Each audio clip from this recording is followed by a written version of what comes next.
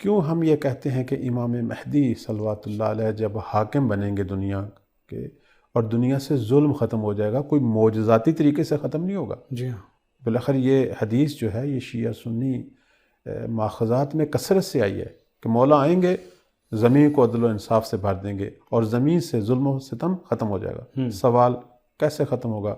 امام کوئی معجزہ انجام دیں گے، کوئی اشارہ کریں گے، پروردگار اسے ختم کرے گا؟ نہیں، وہ جو روش میرے مولا اور ان کے جو ناصر اپنائیں گے، اس روش کا نتیجہ یہ ہوگا کہ دنیا سے آہستہ آہستہ ظلم ختم ہو جائے گا۔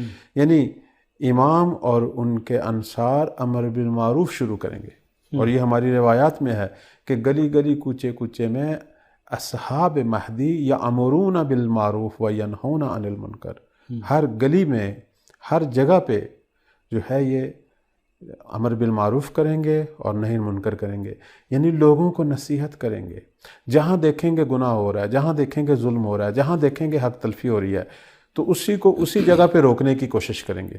نتیجہ کیا ہوگا کہ 50% ظلم جو ہے وہ دنیا سے صرف روکنے سے رکے گا، سمجھانے سے رکے گا، محبت سے بات کرنے سے رکے گا۔ جو باقی 50% ہے وہ کیا ہوگا؟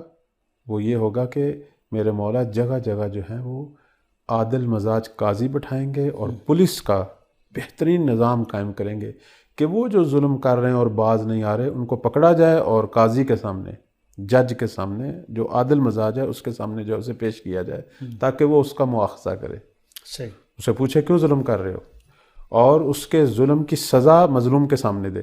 اب جیسے جیسے سزا ملنی شروع ہوگی اس کا نتیجہ کیا ہوگا؟